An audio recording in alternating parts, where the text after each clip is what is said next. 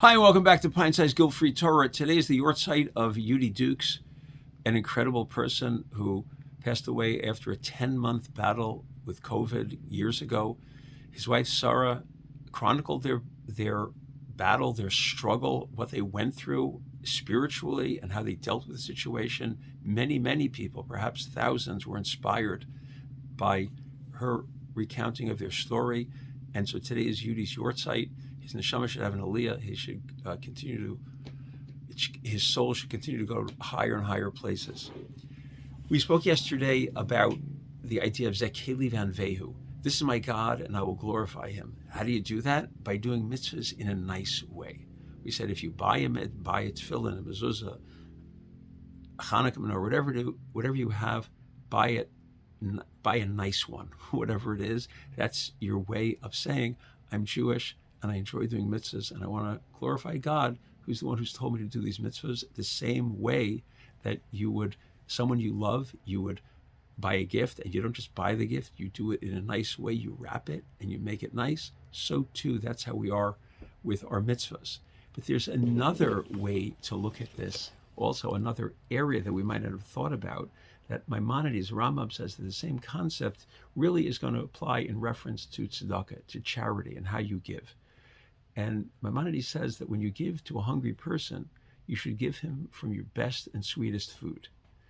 When you give him clothes, or her clothes, give nice clothes, give the best clothes. A lot of times people think, well, the person has nothing, let me just give him what I have. Let me just give a piece of junk. I mean, it's better than what he's got now, right? No, you're supposed to do it just like you do mitzvahs in a nice way. Do this mitzvah in a nice way. Give him or her something nice. Whether it's food, whether it's clothing, whether it's the presentation of how you do it, think and be sensitive to the other person. That's called doing a mitzvah in a nice way. I saw a story years ago that a woman had passed away. This is in Israel. And a man came to Menachem Avil to pay a Shiva call. And her children, and no one there knew who this man was. And he said, let me tell you how I knew your mother. After the Holocaust, I lost everything, family. I had nothing. I had the clothes on my back. And I was living together with a bunch of other young teenage guys who had nothing. And we really were dependent on people around to help us out until we got ourselves on our feet with jobs and everything, to give us food and just help us in general.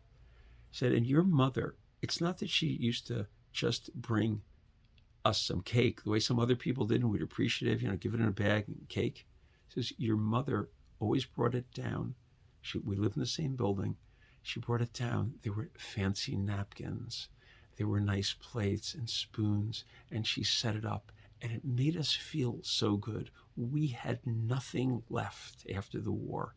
And this was someone who viewed us as a human being, not just as a nebuch, not just some charity case, but as we're important people.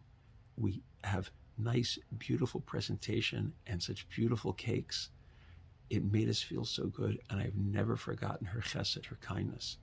So this is also, we should think that when we do mitzvahs of charity, of tzedakah, do them in a nice way, treat people nicely if they're collecting money, treat people nicely if they're in need.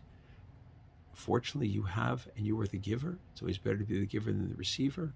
And give in a nice, generous way, and in a way that really shows that you care about the other person. Have a great day.